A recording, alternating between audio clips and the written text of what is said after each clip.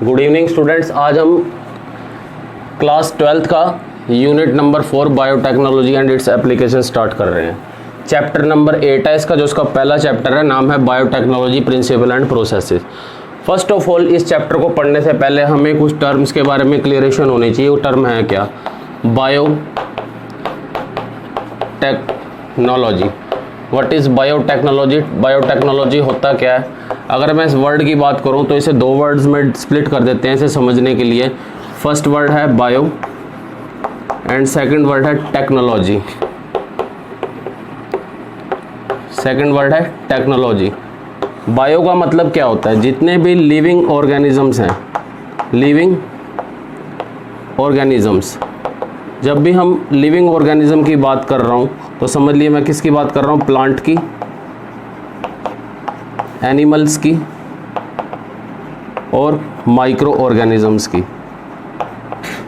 Bio living organism, plant, animal, micro organism. या तो biotechnology में मैं क्या करता हूँ कि बायो सिस्टम्स को, लिविंग ऑर्गेनिज्म को, जो प्लांट भी हो सकते हैं, एनिमल भी हो सकते हैं और माइक्रो ऑर्गेनिजम्स भी हो सकते हैं, या तो मैं उन्हें उनके किसी सेल का यूज़ करूँगा या फिर किसी टिश्यू का यूज़ करूँगा या फिर हम किसी केमिकल का यूज़ करते हैं।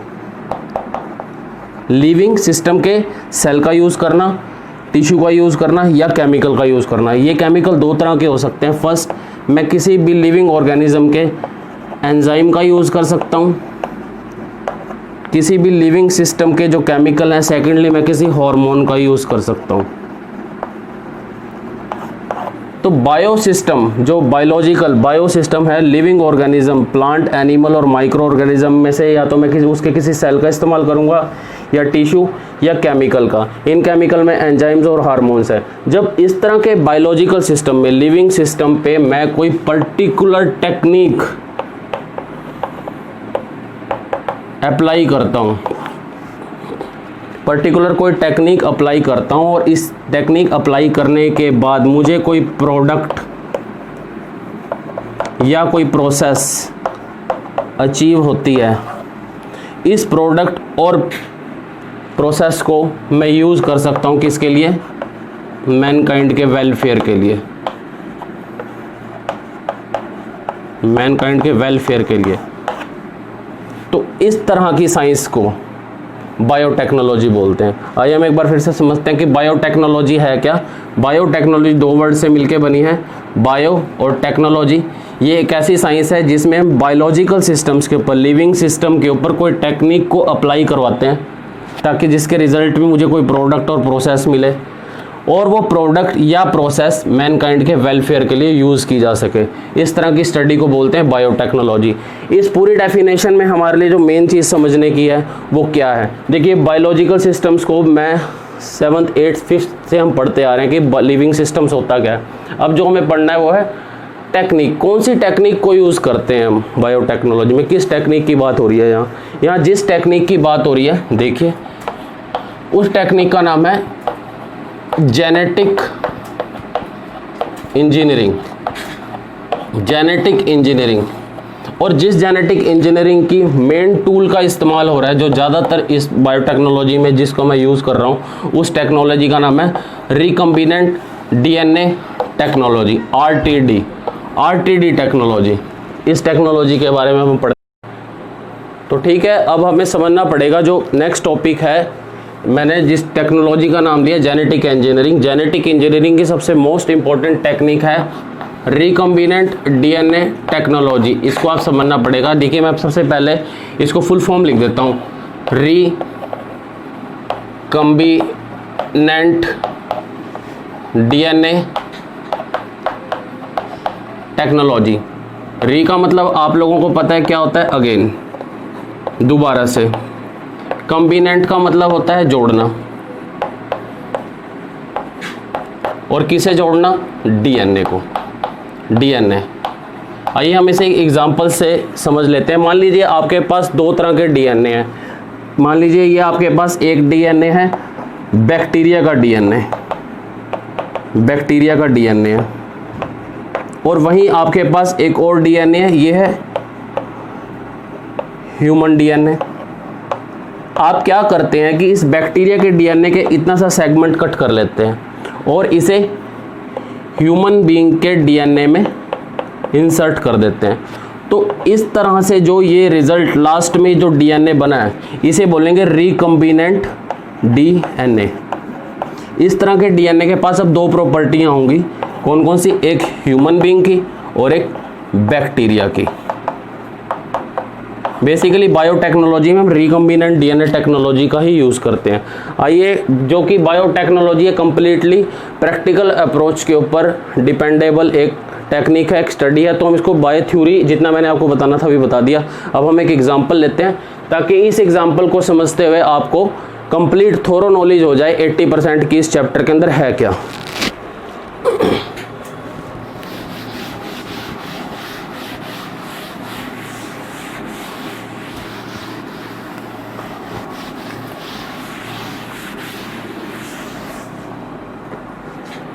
एक एम लिख देते हैं। मान लीजिए हम एक प्रैक्टिस कर रहे हैं। Aim to produce human insulin by using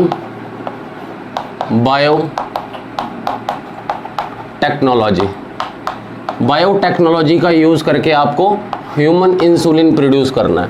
तो मैं आपको सारे स्टेप्स इसमें कवर कर दूंगा, स्टेप बाय स्टेप आप समझते रहेंगे तो आपको बायोटेक्नोलॉजी का कंसेप्ट अपने आप समझ आ जाएगा।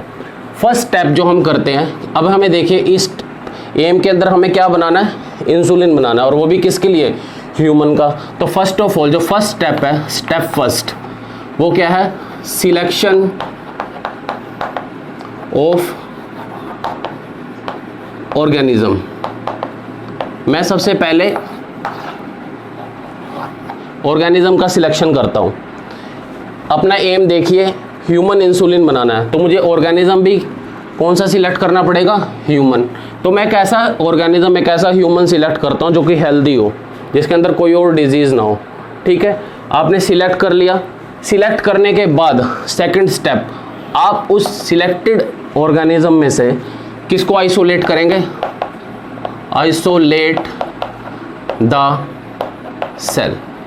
आप ह्यूमन ऑर्गेनिज्म, जो भी आपने ऑर्गेनिज्म सिलेक्ट किया है उसमें से आप उसके सेल को आइसोलेट कर देंगे। आपने जो सेल अब आपको मिला, ये सेल है। इस सेल के अंदर थर्ड, ये सेकंड स्टेप हो गया आपका। थर्ड स्टेप, आपको पता है सेल के अंदर बहुत सारी इम्प्योरिटीज़ होती हैं। लाइक वो इम्प्योरिटी हैं क्या, वो आरएनए से रिलेटेड इम्प्योरिटी हो सकती हैं, कार्बोहाइड्रेट से रिलेटेड इम्प्योरिटी हो सकती हैं, प्रोटीन से रिलेटेड इम्प्योरिटी हो सकती हैं, और सेल वॉल से, सेल मेम्ब्रेन से रिलेटेड इम्प्योरिटी हो सकती हैं।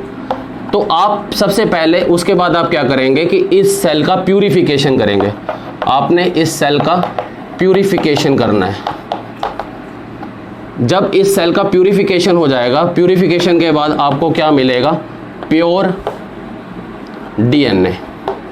आपको प्योर डीएनए मिल गया। देखिए हम इसको स्ट्रक्चर की फॉर्म में बना देते कि मान लीजिए मैंने कहा ये आपको एक डीएनए मिल गया। इस डीएनए की, आपको पता है कि डीएनए किससे मिलके बना होता है, छोटे छोटे न्यूक्लिक एसिड से, छोटे छोटे न्यूक्लिक एसिड से मिलके बनता है डीएनए। ये न्यूक्लिक एसिड बेसिकली है क्या, ये न्यूक्लिक एसिड कुछ नहीं है, ये बेसिकली न्यूक्लिक एसिड जीन्स हैं, ये जीन्स हैं। हमें बनाना क्या है, ह्यूमन इंसुलिन। आपने जब इस डीएनए की स्टडी की तो आपको पता चला कि ये सारे के सारे जितने भी जीन्स हैं ये हमारे लिए इम्पोर्टेंट नहीं है। सिर्फ यहाँ से लेके यहाँ तक के जो जीन्स हैं, ये वाला सेगमेंट, ये इंसुलिन प्रोड्यूस करता है। तो इस सेगमेंट पे जो प्रेजेंट जीन्स हैं उनको मैं क्या बोल सकता हूँ, इस सेगमेंट पे जो जीन्स प्रेजेंट है वो है जीन ऑफ इंटरेस्ट। ये वो जीन्स हैं जिसमें मुझे इंटरेस्ट दिखाना है। ठीक है, तो अब क्या करना है, आपने सबसे पहले क्या किया, ऑर्गेनिज्म सिलेक्ट किया, उसमें से सेल को आइसोलेट किया, उस सेल की प्यूरिफिकेशन करी, जितनी भी इम्प्योरिटियाँ थी उन सबको रिमूव आउट कर लिया। उसके बाद आपने क्या किया, प्योर डीएनए मिला।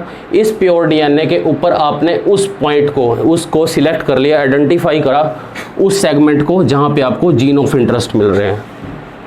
अब आप क्या करेंगे, जैसे कि आपको पता है कि आपको अगर कागज़ को काटना हो तो कैंची की ज़रूरत पड़ती है, कपड़े को काटना तो कैंची की ज़रूरत पड़ती है। अब आप क्या करेंगे, इस डीएनए सेगमेंट को यहाँ से कट करेंगे।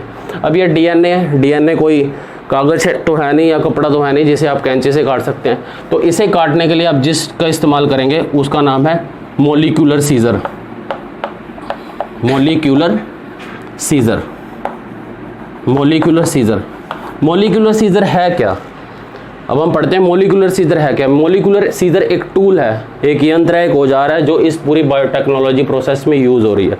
मोलिकुलर सीजर केमिकली क्या है? मोलिकुलर सीजर केमिकली एक एंजाइम है। मोलिकुलर सीजर केमिकली एक एंजाइम है। इस एंजाइम का नाम क्या है? इस एंजाइम का नाम है restriction endo nucleus enzyme. Restriction endo nucleus enzyme, ये एंजाइम देखिए इसके नाम से ही पता चल रहा है, रिस्ट्रिक्शन ये किसी की ग्रोथ को रोक देता है, एंडो न्यूक्लियस ये इस डीएनए सेगमेंट को अंदर से काटता है, ना कि सिरे से काटता है, कोनों से नहीं काट रहा है, ये अंदर से काट रहा है। एंडो न्यूक्लियस, आपको पता है जीन्स जो होते हैं न्यूक्लिक एसिड से मिलकर बने होते हैं, तो ये इस न्यूक्लिक एसिड को कट कर देता है। ठीक है स्टूडेंट्स, तो आपने मोलिकुलर सीजर का यूज़ करके अपने उस पर्टिकुलर डीएनए सेगमेंट या जीन ऑफ इंटरेस्ट को कट कर लेना है। आपने इसे कट किया, मान लीजिए ये इस तरह था और आप हमारा जीन ऑफ इंटरेस्ट ये है, आपने इसे कट कर दिया। आपको मैं बहुत सारे ऐसे थ्रेड्स दे देता हूँ, गुच्छा दे देता हूँ थ्रेड्स का, और उसके ऊपर आप कैंची से ऐसे काट दीजिए और इसे वाटर में फेंक दीजिए। तो क्या होगा, जितने भी कटे हुए टुकड़े हैं सब अलग अलग हो जाएंगे पानी में, फिर आपके लिए सेपरेट करना आसान हो जाएगा जिस सेगमेंट को इसको आपने निकालना है। तो सिमिलरली मैं क्या करूँगा, इसके ऊपर अप्लाई करूँगा, इस पोर्शन के ऊपर अप्लाई करूँगा एगरोस जेल को। किसको अप्लाई करूँगा? एगरोस जेल को। एगरोस जेल को। एगरोस जेल क्या करेगा, सब सेगमेंट्स को अलग कर लेगा। ठीक है, ये सब के सब सेगमेंट अलग हो जाएंगे और यहाँ से मैं उस ओके जो ये डीएनए सेगमेंट है जिस पे मैंने अभी मॉलिक्यूलर सीजर से कट लगाया है, तो मैं इस पे क्या करूँगा, एगरोस जेल अप्लाई करूँगा। एगरोस जेल अप्लाई होते ही ये सब सेगमेंट्स अलग हो जाएंगे और इसमें से मैं उस सेगमेंट को सिलेक्ट कर लूँगा जिस पे मेरे जीन ऑफ इंटरेस्ट है, प्रेजेंट है। अब हम एक एग्जांपल लगा लेते हैं कि मान लीजिए आपको करनाल से पानीपत जाना है, तो आप किसका इस्तेमाल करते हैं? किसी ना किसी व्हीकल का यूज़ करते हैं, टैक्सी का यूज़ करते हैं। सिमिलरली कोई ह्यूमन बीइंग है, इस ह्यूमन बीइंग पे मलेरिया ने अटैक करना है। ये मलेरिया के पॉजिटिव ऑर्गेनिज्म इस ह्यूमन बीइंग तक कैसे पहुंचते हैं? किसी मॉस्किटो के थ्रू पहुंचते हैं। तो ये टैक्सी या ये ह्यूमन बीइंग क्या रोल प्ले कर रहा है? एक व्हीकल का रोल प्ले कर रहा है, एक वेक्टर का रोल प्ले कर रहा है। ठीक है, मैं चाहता हूँ कि ये मेरा जीन ऑफ इंटरेस्ट का जो सेगमेंट है इसे मैं इंट्रोड्यूस करवाऊँ किसी बैक्टीरिया में, किसी बैक्टीरिया में इंट्रोड्यूस कराऊँ। अब ये जीन ऑफ इंटरेस्ट इतनी दूर हैं, ये इसके अंदर एंटर कैसे होंगे? ये इसके अंदर एंटर कैसे होंगे? इसको यहाँ एंट्री करवाने के लिए मुझे बीच में किसी व्हीकल की ज़रूरत है, किसी टैक्सी की ज़रूरत है। तो मैं किसका यूज़ करता हूँ? मैं प्लाज्मिड का यूज़ करता हूँ। किसका यूज़ करता हूँ? प्लाज्मिड का। प्लाज्मिड। ठीक है, मैं एक बार ब्लैक बोर्ड रब कर देता हूँ।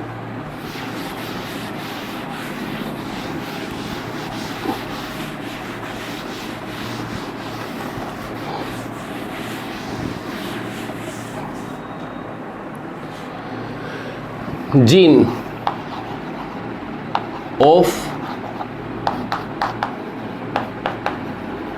इंटरेस्ट का सेगमेंट आपको मिल गया। ये आपको इंट्रोड्यूस करवाना है इसे बैक्टीरिया की सेल में, बैक्टीरिया सेल में, फॉर एग्जांपल ई कोलाई में। आपको पता ही है जीन ऑफ इंटरेस्ट डायरेक्ट इसमें नहीं जा सकता। सबसे पहले आप इस जीन ऑफ इंटरेस्ट को कंबाइन करवाते हैं किसके साथ? प्लाज्मिड के साथ। किसके साथ? प्लाज्मिड के साथ। तो समझ लेते हैं प्लाज्मिड होता क्या है। ये प्लाज्मिड है, प्लाज्मिड डीएनए। प्लाज्मिड डीएनए होता क्या है? प्लाज्मिड डीएनए के पास कुछ प्रॉपर्टीज होती हैं। प्लाज्मिड डीएनए के पास क्या प्रॉपर्टीज हैं? प्लाज्मिड डीएनए ऑटोनोमस है, सेल्फ रेप्लिकेटिंग है और हाई या एक्स्ट्रा क्रोमोसोमल कंटेंट रखता है।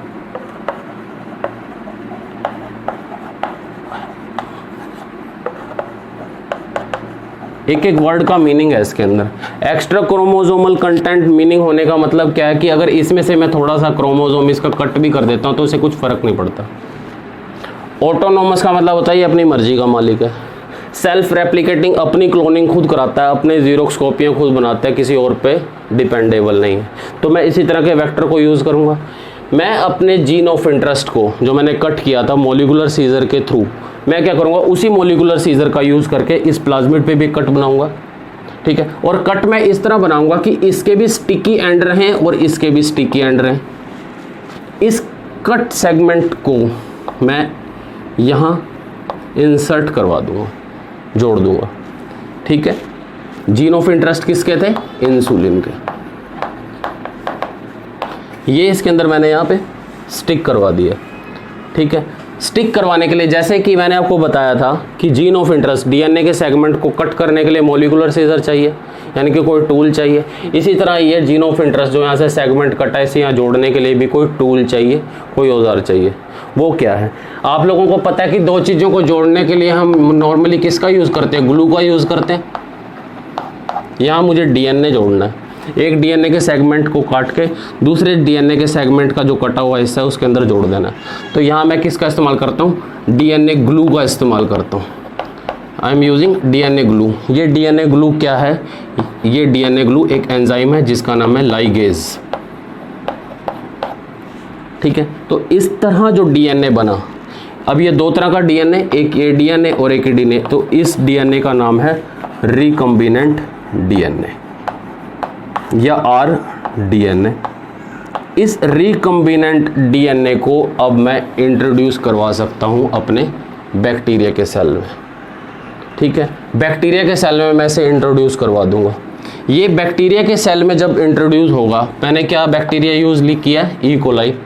ई कोलाई क्यों लिया? ई कोलाई इसलिए यूज़ किया, ये बैक्टीरिया की प्रॉपर्टी होती है 16 मिनट से लेके 20 मिनट के अंदर अंदर अपने आप को रेप्लिकेट कर सकता है, अपनी नई एक और कॉपी तैयार कर सकता है। ठीक है, ये मैंने बैक्टीरिया के डीएनए के अंदर अपना जीन ऑफ इंटरेस्ट एंटर करवा दिया। ये बैक्टीरिया ग्रो करेगा, रेप्लिकेट करेगा। सबसे पहले ये बैक्टीरिया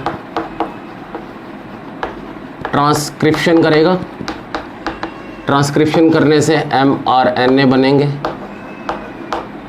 फिर उसके बाद इस mRNA से ये ट्रांसलेट करेगा और ट्रांसलेट करने से क्या बनेगा? नए प्रोटीन बनेंगे। जब ये नए प्रोटीन बनेंगे तो इन प्रोटीन के बीच मेरे जीन ऑफ इंटरेस्ट, जो मेरे इंसुलिन के जीन्स थे, वो भी अपने आप को कॉपी करवा लेंगे। तो ठीक है, यहाँ मेरा एम पूरा हो गया कि मैंने यूज़ क्या किया, एक ऑर्गेनिजम्स के सेल को लिया, उस सेल को प्यूरीफाई किया, प्यूरीफाई करने से उसकी सारी इम्प्योरिटियों को निकाल दिया। जो डीएनए मिला मुझे, उस डीएनए को मैंने कट किया। उस डीएनए को कट करने के बाद एगोरोस जेल अप्लाई की। एगोरोस जेल अप्लाई करने से क्या, वो सेगमेंट अलग हो गए। उस जीन ऑफ इंटरेस्ट के सेगमेंट को मैंने लेके प्लाज्मिड के अंदर इंसर्ट करवाया with the help of ligase enzyme.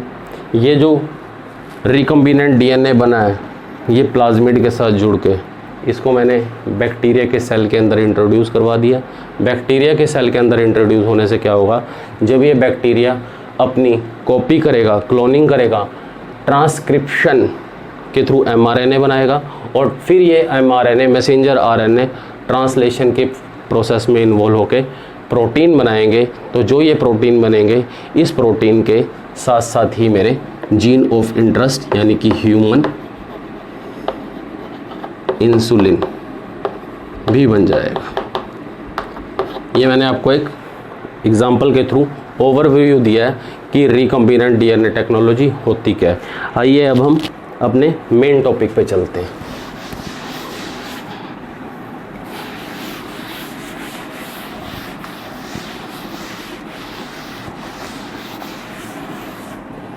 ठीक है, टॉपिक है बायो टेक्नोलॉजी। बायोटेक्नोलॉजी की हमारे पास दो डेफिनेशन है। फर्स्ट डेफिनेशन जो है ट्रेडिशनल डेफिनेशन है, पुरानी डेफिनेशन। दूसरी डेफिनेशन जो है वो मॉडर्न डेफिनेशन है। ट्रेडिशनल डेफिनेशन क्या कहती है? ट्रेडिशनल डेफिनेशन कहती है कि आप बायोटेक्नोलॉजी वो साइंस है, ट्रेडिशनल डेफिनेशन के अकॉर्डिंग बायोटेक्नोलॉजी वो साइंस है जिसमें आप लिविंग ऑर्गेनिज्म को यूज़ करके कोई प्रोडक्ट बनाते हैं। किसके लिए? ह्यूमन वेलफेयर के लिए। फॉर एग्ज़ाम्पल, आप मिल्क का यूज़ करते हैं, आप ईस्ट का यूज़ करते हैं, ठीक है। आप मिल्क का यूज़ करते हैं और उसके ऊपर अप्लाई करते हैं लैक्टोबैसिलस बैक्टीरिया का और उससे बना देते हैं कर्ड। ईस्ट का यूज़ करते हैं, उसके ऊपर अप्लाई करते हैं सैक्रोमाइसिस बैक्टीरिया का, सैक्रोमाइसिस का यूज़ करके आप ईस्ट को कन्वर्ट कर देते हैं किसमें? ब्रेड में। ये ट्रेडिशनल डेफिनेशन है कि आप लिविंग ऑर्गेनिज्म का यूज़ करके कोई प्रोडक्ट और बना सकते हैं जो ह्यूमन वेलफेयर के लिए एप्लीकेबल है। ये उसके एग्जांपल है। मॉडर्न डेफिनेशन क्या कहती है? मॉडर्न डेफिनेशन एडवांस लेवल की डेफिनेशन है। ये डेफिनेशन ये बोलती है कि लिविंग ऑर्गेनिज्म को यूज़ करने से बजाय हम क्या करें? हम GMO का यूज़ करें। GMO है क्या? Genetically modified organism. हम बायोटेक्नोलॉजी में क्यों ना ऐसे ऑर्गेनिज्म का इस्तेमाल करें, ऐसे ऑर्गेनिज्म को यूज़ करें जो ऑलरेडी पहले ही जेनेटिकली मॉडिफाइड हो, ताकि जो हमारा प्रोडक्ट मिले वो ज़्यादा क्वांटिटी में मिले, प्योरिटी वाइज हमें कोई कॉम्प्रोमाइज़ ना करनी पड़े, हमारी प्योरिटी बहुत अच्छी हो, ठीक है। तो मॉडर्न डेफिनेशन के अंदर हम जेनेटिकली मॉडिफाइड ऑर्गेनिजम्स का यूज़ करते हैं ताकि जो प्रोडक्ट बने वो लार्ज क्वांटिटी में बने एंड प्योर बने। फॉर एग्जाम्पल, जैसे इसके एग्जाम्पल दिए थे वैसे इसके भी एग्जाम्पल है। इसका एक एग्जाम्पल है जो आजकल बहुत ज़्यादा ट्रेंडिंग में है, उसका नाम क्या है? IVF टेक्नोलॉजी, जिसे टेस्ट ट्यूब बेबी भी बोलते हैं।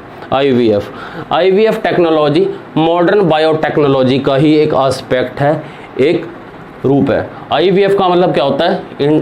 इन vitro fertilisation. In vitro fertilisation में हम क्या करते हैं? हम कि आर्टिफिशियल मैनर से किसी मेल का स्पर्म और फीमेल का ओवा किसी टेस्ट ट्यूब में उनको फर्टिलाइज करते हैं, ठीक है, ताकि वो जाइगोट बना सके। सिमिलरली सेकंड एग्जांपल आप क्या ले सकते हैं? सेकंड एग्जांपल है DNA वैक्सीन। हम DNA की वैक्सीन बना सकते हैं बायोटेक्नोलॉजी का यूज़ करके। अब आप कहेंगे DNA वैक्सीन्स क्या होती हैं?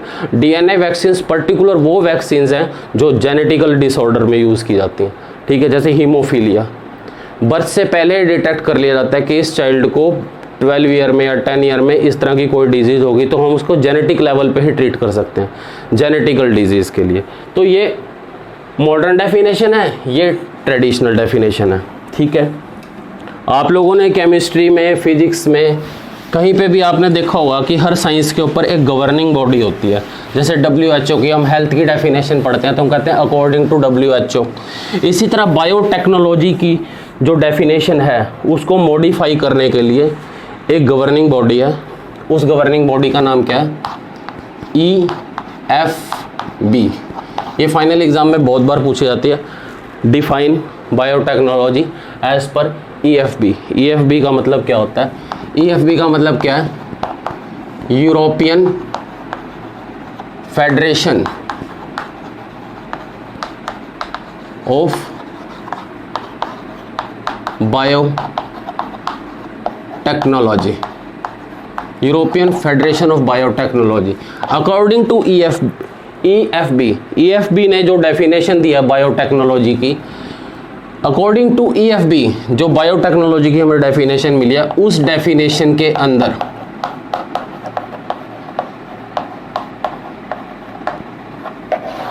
दोनों ही तरह की डेफिनेशंस को कंपाइल किया गया, जोड़ा गया है।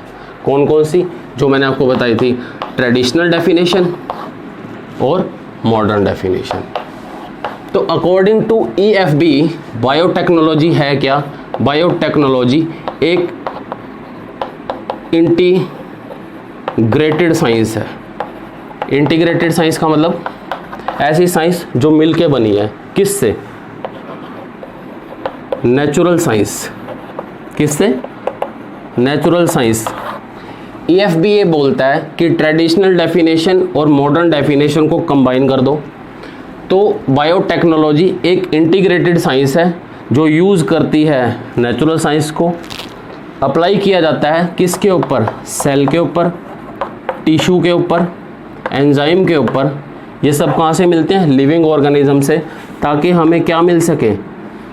Efficient product and processes for the welfare of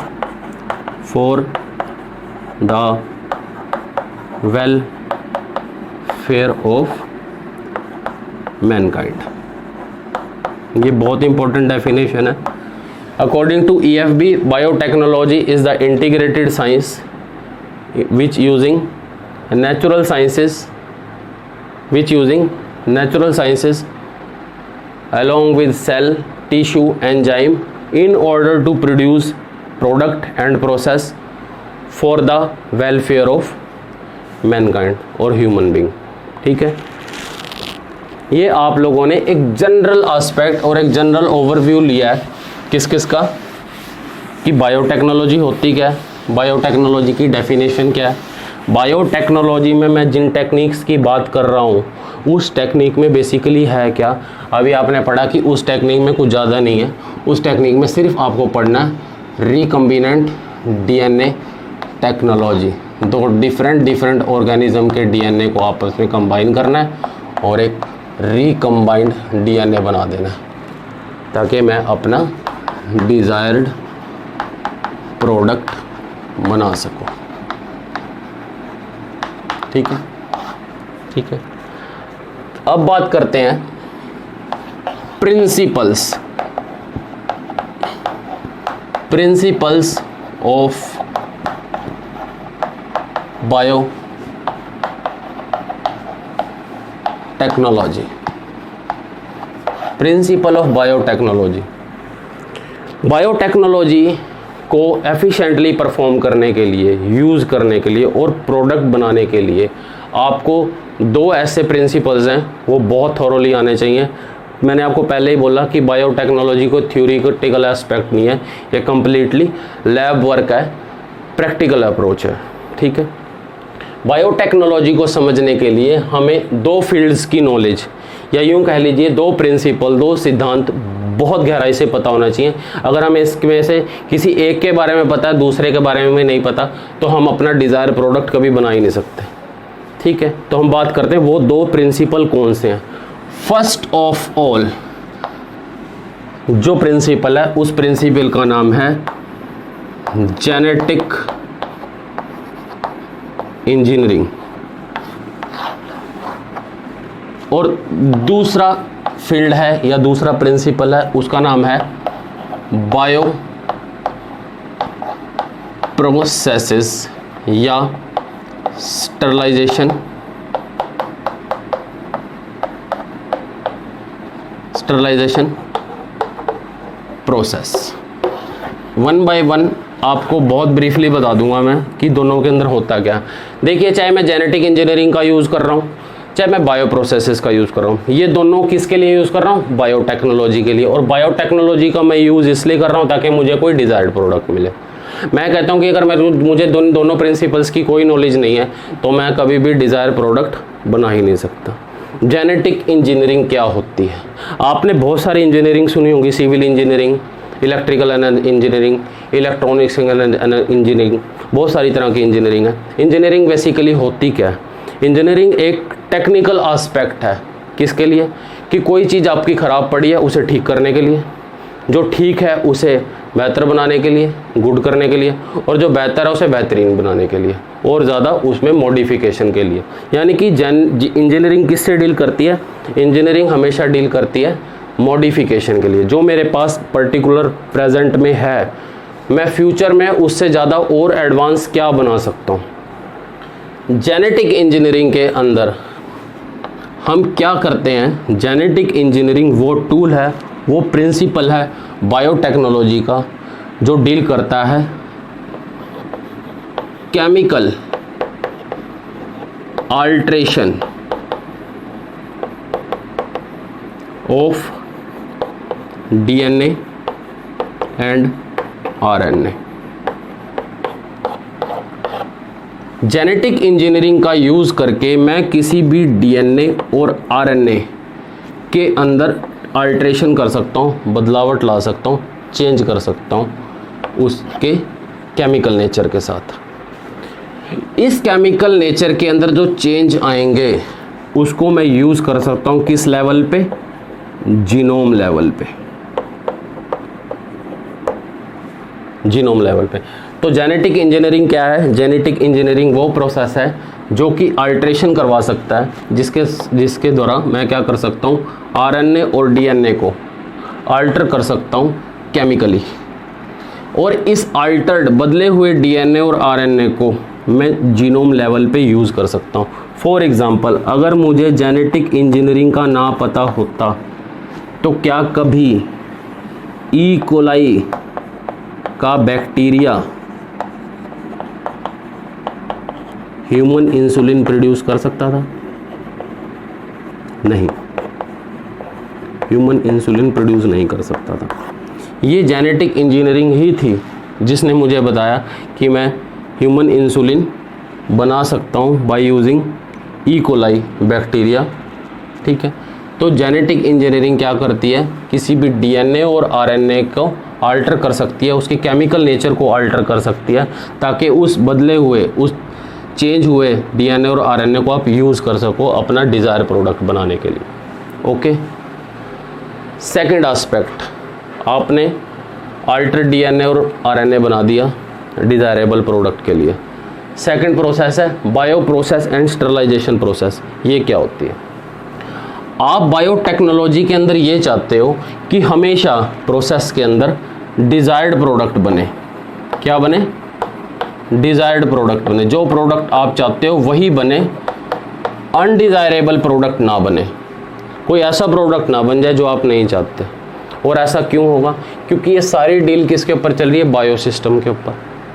ठीक है, जब भी आप बायो सिस्टम्स का, बायोलॉजिकल सिस्टम के साथ डील करते हो तो आप चाहते हो कि आपकी पूरी जो प्रोसेस है वो बहुत ही ज़्यादा कंटामिनेशन फ्री रहे, उसमें किसी तरह का फॉरेन पार्टिकल की इन्वॉल्वमेंट ना रहे।